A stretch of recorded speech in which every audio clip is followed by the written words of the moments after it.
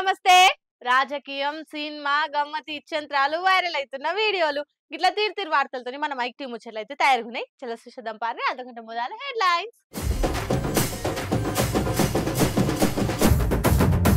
CM అన్న తిరుపతి రెడ్డికి నోటీసులు, ఎవ్వరు నిడిచబెడతలేదుగా హైడ్రా అసలు. ఫామ్ హౌస్ ల కేసీఆర్ తానికి పోయిన కవిత పల్కరించిర్రు మంచిగా పార్టీ లీడర్లంతా.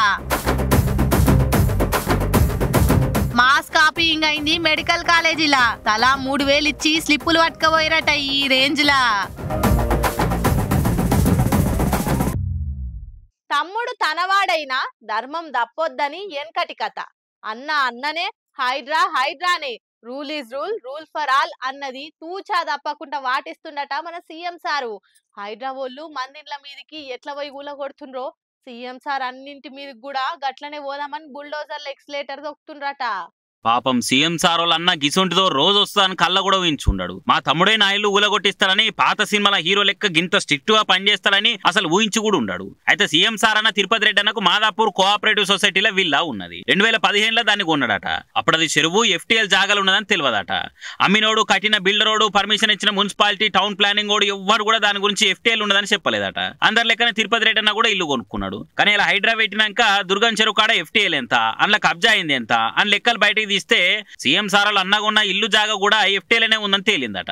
ఇగేమున్నది, హైడ్రా వాళ్ళు మీ ఇల్లు ఎందుకు గూలగొట్టరాదో తెలుపగలరు అని నోటీసులు ఇచ్చిర్రు. నెల రోజుల మీద మీరు గూలగొట్టుకుంటే హ్యాపీసు, లేదంటే మేమే వచ్చి పోతాం పెడతాము, బిల్లు మాత్రం మీరే కట్టాలి, ఛాయిస్ ఈజ్ యువర్స్ అని అన్నారట. ఈ గిట్ల నోటీసులు ఇచ్చిన ముచ్చట మీద అమెరికాలో ఉంటున్న తిరుపతి రెడ్డి అని స్పందించిండు. అందరితోటే నేను నా ఇల్లు FTL ఉంటే అందరి ఇల్లు గూలగొట్టినట్టు నాది గూలగొట్టినా నాకేం బాధలేదు, కాకుంటే కొనేటప్పుడు అది FTL ఉన్నదని నాకు ఎవ్వరు కూడా చెప్పకపాయే, అందుకే ఈ తిప్పలు వచ్చి పాడైంది అని చెప్పుకొచ్చిండు. నిజానికి అది FTL ఉంటే ప్లానింగ్ వాళ్ళు ఎట్లా పర్మిషన్ ఇచ్చిరు? మున్సిపాలిటీ ఇన్నొద్దుల సంది ఎందుకు పన్ను వసూలు చేస్తున్నారు? బిల్డర్లతో కుమ్మక్కైన అప్పటి టౌన్ ప్లానింగ్ వాళ్ళ తాను కూడా ఈ ఖర్చంతో వసూలు చేయాలి. వాళ్ళు చేసిన తప్పుకు సామాన్యులు ఎందుకు బలి కావాలని అంటారు అధికారులు ఇవ్వాలి తెలిసిన వాళ్ళు. అయితే కొంతమంది ఏమో తిరుపతి రెడ్డి అన్నకు నోటీసులు ఇచ్చులేంది, సీదా గూలగొట్టాలి గానీ మందిలేమో ఏం లేకుండా గూలగొడతారు. సీఎం అన్నకైతే నోటీసులు ఇస్తారా? ఎందుకు ఈ లోపల కోర్టు నుంచి స్టే ఆర్డర్ తెచ్చుకునే తందుకు గడువిచ్చిరా అని ఎడ్డిస్తున్నారు. మరి అది కూడా నిజమే కదా. చాలా బిల్డింగులు నోటీసులు లేకుండా గూలగొట్టినప్పుడు ఇదెందుకు గూలగొట్టొద్దని నెటిజన్లు కూడా ప్రశ్నిస్తున్నారు. మరి ఈ ముచ్చట్ల సర్కార్ ఏం చేస్తుందో చూడాలిగా. బీఆర్ఎస్ ఎమ్మెల్సీ కవితక్క జైలు నుంచి రాగానే పెద్ద ర్యాలీ తీసిండ్రు కదా నిన్న పార్టీ కార్యకర్తలు. ఇక అక్క ఇంటికి పోయినాక అయినోళ్ళు, చుట్టాల, పార్టీ లీడర్లు అందరు వచ్చి అక్కను మందలిచ్చి పోయినరు. అంతేకాకుండా ఇక అన్ని నేనే చెప్తే ఎట్లా, వరుస పెట్టి మా వాళ్ళు చెప్తారు ఇనుర్రి. కవిత ఎప్పుడెప్పుడు జైలుకెళ్లి బయటికి వస్తుందా అని కార్ పార్టీ లీడర్లు, కార్యకర్తలంతా ఎదురు చూసే వరకల్లా మొత్తానికి బెయిల్ వచ్చి హైదరాబాద్ రాగానే సంబరాలు చేసిర్రు. వచ్చుడే పండుగ రోజు అన్నట్టు మురిసిపోవడే కాదు, కవిత రాఖీ పండుగ కూడా చేసింది. కేటీఆర్ కు రాఖీ కట్టి అలుముకొని ఎమోషనల్ అయింది. ఇక ఇవాళ ఇంటి కాంచెల్లి బయలుదేరి సీదా ఎర్రవెల్లి ఫామ్ హౌస్ లకు పోయింది. రాగానే గుమ్మడికాయతోని దిష్టి తీసినాక పార్టీ లీడర్లు అంతా వాళ్ళకరిచ్చిర్రు. కేసీఆర్ సారు బిడ్డను చూడక 5 నెలలు అవుతుంది కదా, ఎప్పటికప్పుడు వకీళ్లతోటి కేసు కథ ఏడదాకా వచ్చిందో అరుచుకుండు. కానీ ఢిల్లీకి పోయి మందలిచ్చి రాలేదాయే. ఇక కేసీఆర్ సార్ కూడా మొన్న అక్క బయటకు రాగానే ఫోన్ చేసి ఎట్లున్నావు బిడ్డ, రంది వడకు నిమ్మలంగా రాని ధైర్యం చెప్పిండు. ఇక ఇలా డైరెక్ట్ కలిసే వరకల్లా కాలు మొక్కి దీవెనార్తలు తీసుకుంది. అయితే కవిత ఈ 10 రోజులు ఫామ్ హౌస్లనే ఉంటదట. మరి ఇక అన్ని కూర్చొని మాట్లాడుకొని రేపు ఏ తీర్ల ముంగటికి పోతుందో చూడాలిగా. ఏడాదంతా ఎట్లా చదివినా గానీ పరీక్షలలో మాత్రం కాపీ కొట్టొద్దని అంటారు. ఎందుకు? పక్కోల దాంట్లో చూసి రాస్తేనో, చిట్టీలు పెట్టి రాస్తేనో మార్కులు వచ్చినా గానీ చదువు రాదు. రేపు కొలువులు కరెక్ట్ చేయలేమని పరీక్షలు స్ట్రిక్ట్ గా పెట్టి రాపిస్తుంటారు. ఆలీలంటే ఏమో గాని పబ్లిక్ ప్రాణాలు కాపాడే నర్సులు కూడా కాపీ కొట్టి రాస్తే ఏందన్నట్టు ఏం కథ? ఇదెక్కడ మాస్ కాపీయింగ్ రా మావా. ఒంగోలు మెడికల్ కాలేజీలో గవర్నమెంట్ నర్సింగ్ స్టూడెంట్లు ఇట్లా స్లిప్పులు పెట్టి పరీక్ష రాస్తురట. వీడియోలు కెమెరా పట్టుకొని రాగానే స్లిప్పులు బయటకి ఇసిరేసిరట. ఏం కాపీ నడుస్తుంది ఐడా అని అడుగుతుంటే ఏం లేదు ఎవరు చిత్తి కాయిదాలు అనుకుంటే తీసి డస్ట్బిన్లు వేస్తున్నారు. అరే చిట్టీలు కొట్టేతందుకు కూడా ఇంతనని అనిపించాలి కదా. ఏమైనా బడి పోరగా లేక యూనిట్ టెస్టులు రాస్తున్నారా? ఇక పరీక్ష రాస్తున్న ఒక్కొక్కరు తానికెళ్ళి ముద్దుగా 3000 వసూలు చేసి కాపీ కొడుతుంది కావలి కాస్తురా ఇన్ని వస్తుందట. 3000 ఇయ్యాల కాకపోతే రేపన్నా ఎట్లయినా సంపాదించుకోవచ్చు గానీ ఇట్లా కాపీలు కొట్టించి నర్సులు అయితే ఎంతమంది ఆగమవుతారు ఏం కథ? అయినా అన్నారంటారు కానీ నర్సులు అయితే చదువుతురు మంచిగా ఉంది. మరి పరీక్షల కాపీ కొట్టి పాస్ అయితే రేపు దవాఖానలకు వచ్చిన పేషెంట్లకు ఎట్లా ట్రీట్మెంట్ చేస్తారు, ఎట్లా సూదులు ఇస్తారు, ఏం మందులు ఇస్తారు? అప్పుడు కూడా ఏ గూగుల్లో యూట్యూబ్ చూసి పని కానిస్తారా అనుకుంటా ముచ్చట తెలిసిన జనాలు గట్టిగానే అరుచుకుంటారు. మరి ఇంత కథ ఏందని బయట తెలిసినందుకన్నా పెద్ద ఆఫీసాలు ఏమైనా చర్యలు తీసుకుంటారో లేదో చూడాలి. మరి హైదరాబాద్ లో బ్రేకులు లేని బుల్డోజర్ల లెక్కనే దూసుకుపోతుండ్రు. నీకు బీపీ వస్తే నీ పిఏ వణుకుతాడేమో, నాకు బీపీ వస్తే టీజీ వణుకుతుంది అన్నట్టు బిల్డింగులను బిల్కుల్ లేకుండా కూలగొడుతుండ్రు. పులిని చూసి నక్కవాత పెట్టుకున్నట్టు మహబూబ్ నగర్ మున్సిపాలిటీ వాళ్ళు కూడా హైడ్రా అనే ఫాలో అవుతుండ్రట. తోటోడు తొడగోసుకున్నాను మెడగోసుకునే బాపతున్నట్టు కదా మహబూబ్ నగర్ మున్సిపాలిటీ వాళ్ళు అర్ధరాత్రి పోయి నిరుపేదల ఇళ్లను గూలగొట్టి నిల్వ నీడ లేకుండా చేసిరు. పాపం సంటి పిల్లలతోని సలీల రాత్రి గజగజ వణుక్కుంటున్నారు బాధితులు.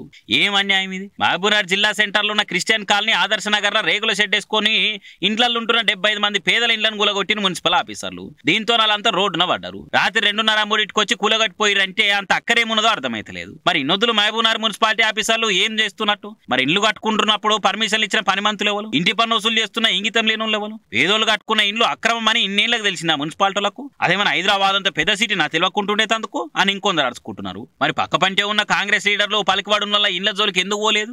పేదోళ్ళు అల్క కనిపించిరా అని ఏక్ పాడేస్తున్నారు మహబూబ్ నగర్ బీఆర్ఎస్ వాళ్ళు. మరి పెద్దోళ్ళకి నోటీసులు ఇచ్చినప్పుడు వీళ్ళకి కూడా నోటీసులు ఇవ్వాలి కదా. అట్లా చేయకుండా అర్ధరాత్రి పోయి గుల కొడితే ఏందన్నట్టు? ఈ అతిక తెలివి అత్యుత్సాహం ఎందుకో మరి మహబూబ్ నగర్ మున్సిపాలిటీలో కానీ మండిపడుతున్న నెటిజన్లు కూడా. పుష్ప 2 రిలీజ్ డేట్ ఎప్పుడు అన్న క్లారిటీ కూడా అఫీషియల్ గా వచ్చింది. కానీ Allu Arjun versus mega fans పంచాదికి ఎప్పుడు ఎండ్ కార్డ్ పడుతుందని ఇప్పట్లో క్లారిటీ వచ్చేటట్టు లేదు. నిన్న మొన్నటి దాకా ఆన్లైన్లో ట్విట్టర్లోనే పంచాది నడుస్తుండే.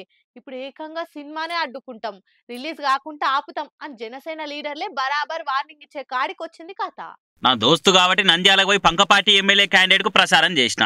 నాకు నచ్చితే ఓతా అన్నట్టే ఈ నడుమ బన్నీ బాజాబ్తా మాట్లాడేవారు కల్లా Allu Arjun versus mega fans పంచాది ఇంకింత పెద్దగైంది. ఇప్పుడు ఏకంగా జనసేన లీడర్లు కూడా ముంగట్టుకొచ్చి పుష్ప 2ను అడ్డుకుంటాము అని వార్నింగ్లు ఇస్తున్నారు. కృష్ణా జిల్లా గన్నవరం నియోజకవర్గం జనసేన లీడర్ చెలమేల శెట్టి రమేష్ బాబు గట్టిగానే ఫైర్ అయ్యిండు బన్నీ మీద. చిరంజీవి పవన్ కళ్యాణ్ అండ చూసుకొని నువ్వు సినిమాలకు వచ్చినావు, వాళ్ళని మాటలనే స్థాయి లేదు నీకు, నీడనిచ్చిన శెట్టినే విమర్శిస్తావా? డిసెంబర్ లో రిలీజ్ అవుతున్న పుష్ప 2 మా నియోజకవర్గంలో ఎట్లా ఆడుతుందో చూస్తాము. ఇక్కడ నీ ఫ్లెక్సీ కట్టేటోడు కూడా ఎవ్వరు లేరు అనుకుంటా మాట్లాడుకొచ్చింది. ఇట్లా అల్లు అర్జున్ రేపు డిసెంబర్ 6వ తారీఖున నువ్వు మాట్లాడిన దానికి చిరంజీవి గారు, పవన్ కళ్యాణ్ గారు, నాగబాబు గారు వాళ్ళ కాళ్ళు కడిగి ఆ నీళ్లు పబ్లిక్గా మీడియా ముందు నెత్తిన పోసుకుంటే పోసుకో, లేకపోతే ఈ 40 గ్రామాల్లో ఈ మండలం బాపులపాడు మండలం నుంచి హనుమాన్ జంక్షన్ నుంచి మాట్లాడుతున్నాను.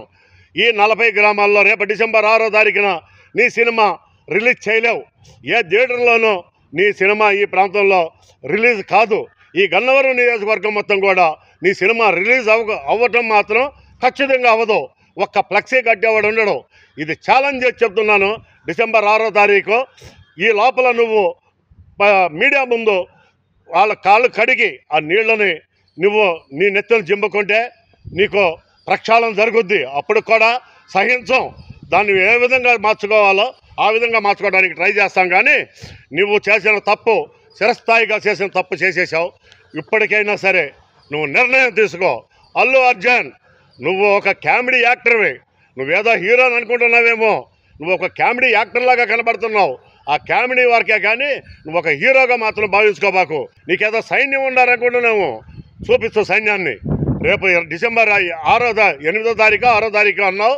ఆ రోజును చూపిస్తూ నీ సైన్యాన్ని మేము చూస్తాం, ఖచ్చితంగా చూస్తాం, దీన్ని ఎదుర్కొంటాం. ఖచ్చితంగా కాలుతో అధపాతాళానికి తక్కకపోతే అల్లు అర్జున్ నీకు తగిన శాస్తి చేస్తాం. ఇగో ఇట్లా ఇప్పటికే మెగా ఫ్యాన్స్ హార్డ్ కోర్ చిరు అభిమానులే చూసుకుందాం మీ పతాపమో మా పతాపమో అన్నట్టు చేస్తుంటే ఇప్పుడు జనసేన లీడర్లే రంగంలోకి దిగి అసలు సినిమాని రిలీజే కానీ అనుకుంటా వార్నింగ్లు ఇస్తుండే వరకలా రేపు ఇంకా ఎంత పెద్దగా అయితే తెలుస్తలేదు. పోర్రి సినిమాలు వేరే రాజకీయాలు వేరే అని ఎన్ని చెప్పుకున్నా గానీ ఇగో ఇట్లా ఫ్యాన్స్ పార్టీ కార్యకర్తలు చేయంగా ఇసొంటి అయితే తప్పలేవు పాపం.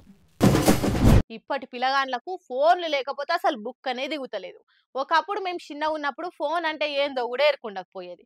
ఆ కాలంలో స్కూల్ పోయి రాగానే మళ్ళీ ట్యూషన్ తోలుద్దురు. రాత్రి ఇంటికి రాగానే జరసేపు టీవీలో బొమ్మలు చూసి తినివంటుండే. గంతే ఇక ప్రతిరోజు గట్లనే గడిచిపోతుండే. ఎన్నడో ఓ పారి ఇంటికాడు ఉంటే పగటిలో జరసేపు టీవీ చూస్తుండే. సాయంత్రం అయితే చాలు ఆడకట్ల అందరం ఒక్కతన గుడి తీరు ఆటలు ఆడుతుండే. ఎంతైనా ఆ రోజులే వేరే. ఇగో ఈ వీడియో చూడంగానే మళ్ళీ చిన్నప్పటి రోజులు యాదికి వచ్చినాయి. కపారే ఏమంటే టెక్నాలజీ పెరిగి ఇంటర్నెట్ వచ్చిందో అది మంచి కంటే చెడుకే ఎక్కువ అక్కరకొస్తుంది. అది ఎంత ఘోరమైందంటే ఆఖరికి చిన్న పోరలు కూడా ఫోన్లు లేకపోతే బుక్క కూడా మింగుతలేరు. ఇంలేమంట కరోనా వచ్చిందో కథం ఇక అన్ని ఆన్లైన్ క్లాసులు అయ్యి నర్సరీ పోరగానికి కూడా ఫోన్ ఇవ్వవలసి వచ్చింది. అది మెల్లమెల్లగా అలవాటు అయ్యి అసలు ఫోన్ లేకపోతే నిమిషం కూడా ఉండలేము అన్నట్టు మారిపోయింది లోకం. అగో ఆ మాయదారి సెల్ ఫోను గంత చెడగొట్టింది. కానీ పోరలంతా ఒక్కతాన కూర్చొని ఆడింది చూసి ఎన్ని దినాలైతుంది. ఈ పిల్లలు మళ్ళా ఆ రోజులు యాద్ చేసిరుగా. ఇది ఒక స్కూల్లో పోరలంతా ఒక్కతాన కూడి గిట్లా పోటీలు పెట్టుకొని ఆడుతుంటే కడమ పోరలు అలానే చూసుకుంటా సపోర్ట్లు కొట్టి చిన్నగా మురుస్తలేరు. ఇది ఒక ఆయన సోషల్ మీడియాలో పెట్టి ఇంటర్నెట్ లేకున్నా పిల్లలకి ఎట్లా పోటీలు వాడాలి, మంచి షెడ్ ఏంది ఇట్లా నేర్పియొచ్చు. ఈ మాయదారి ఫోన్ల వల్ల పిల్లల దమాకు పురాగా చెడిపోతుంది. కానీ ఈ పిల్లలు ఫోన్లు లేకపోతే ఇంకెక్కువ తెలివి పెరుగుతుందని చూపించిర్రు అని రాసుకొచ్చి పోస్ట్ చేసిండు. ఇది ఇప్పుడు బగ్గా వైరల్ అవుతుండే వరకు చూసినోళ్ళంతా మా చిన్నప్పటి రోజులు గిట్లనే ఉంటుండే, ఈ కాలం పోరలు గిట్లనే పెరగాలి అనుకుంటా కామెంట్లు చేస్తుర్రిగా. అమ్మా ఇవాళ రేపు ఆడపిల్లలకు ఏం ధైర్యం ఉంటుందిరా స్వామి. ఒకప్పుడు మగబోరలను చూస్తేనే జంకేటోళ్ళు, ఇప్పుడు వాళ్ళతో సమానంగా పోటీలు పడుతురు. అది ఎంత సమానం అంటే మున్పు ఆడపిల్లలకు పువ్వో ఉత్తరమో ఇస్తందుకు మగబోరలే కొన్ని ఏం ఎదురు చూసేటోళ్ళు. గసంటిది గీ బుజ్జిని చూడురి ఎంత పని చేసిందో. పెండ్లు అనేది జీవితంలో ఒక్కపారే అవుతుంది కాబట్టి నచ్చిన వాళ్ళని చేసుకోవాలని చాలా మంది అనుకుంటారు. అందులో ఇవాళ రేపు ప్రేమ పెళ్లిళ్ళే అవుతున్నాయి అంతటా. ఇగో గీ బుజ్జి కూడా నచ్చిన మనిషిని పెళ్లి చేసుకోనికే ఎంత ధైర్యం చేసిందో చూడురి.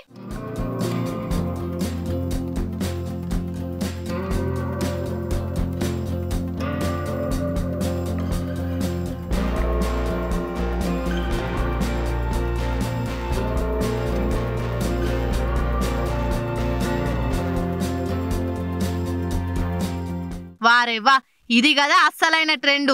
మామూలుగా పువ్వు ఇచ్చో గిఫ్ట్ ఇచ్చో అందరాల ప్రేమను బయట పెడతారు. కానీ గీమె గాలి మోటార్ గాలి ఉండగానే గిట్ల మోకాల మీద కూర్చొని నువ్వంటే నాకు ఇష్టం, నన్ను పెళ్లి చేసుకుంటావా అని అడిగింది. ఒక ఆడవిల్ల అయ్యుండి గామెనే గంత ధైర్యం చేస్తే మగపిల్లగాడు ఒప్పుకోకుంటాడు. ఈమె ప్రపోజల్ కావాకై ఒప్పుకుండిగా. ఇదంతా వీడియో సోషల్ మీడియాలో తిరుగుతుండే వరకు చూసినోళ్ళంతా wow wow really your lucky bro, all the best for your pair అనుకుంటా కామెంట్లు చేసి దీవిస్తుర్రు అన్నట్టు.